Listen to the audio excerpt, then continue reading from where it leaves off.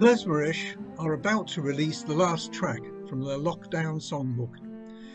It has been a pleasure for us to have had them recorded at Princes Road.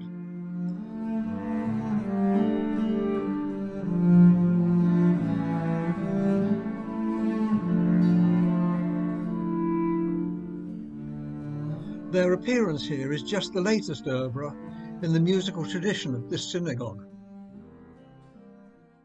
Accessed by a spiral staircase is the choir loft behind the blue domes. Synagogue choirs are normally male voice, but our choir is mixed. This started in 1941 when boys were evacuated during World War II. Lacking treble voices, ladies were enrolled as a temporary measure. However, ladies remain in the choir today. In 1874, the incumbent choirmaster was Abraham Saki, whose compositions are still sung in synagogues worldwide. We cannot work on Sabbaths and festivals, so playing musical instruments is not allowed, so most singing is a cappella.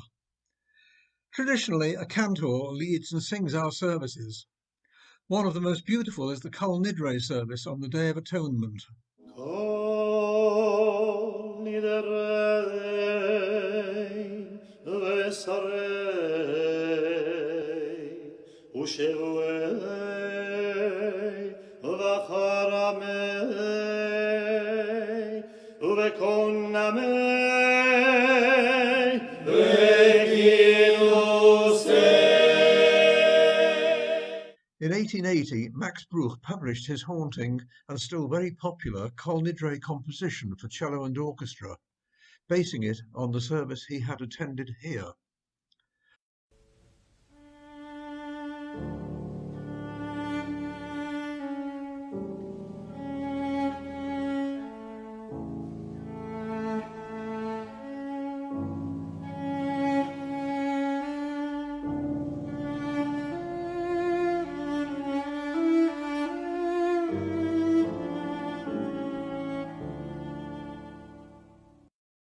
A boy member of the choir who went on to find fame was Frank Fruim Abelson. As Frankie Vaughan, he recorded over 80 singles. Give me the moonlight, give me the girl, and leave the rest to me. It has been a pleasure and a privilege for us to be able to welcome Klezmerish to our synagogue and be able to enjoy their lockdown songbook and their exuberant musicianship. However, these are unusual times and the group has had to cancel a whole year's planned events. This obviously has been very costly. We would urge you to support them as much as you can so that they may continue to entertain us so superbly. This is a venue which we pray they will use again, but we ourselves are facing the uncertainties that lie ahead. When the building was erected, it was close to a large Jewish community, but now we have only a quarter of the numbers of 60 years ago, and nearly all of those remaining have moved out to the suburbs. Over 20 synagogues have closed around Merseyside, and now only 4 remain. We are running at a loss, yet we want to maintain our Grade 1 building. A report made some years ago shows our problems. From the outside, pretty ordinary. Inside, extraordinary.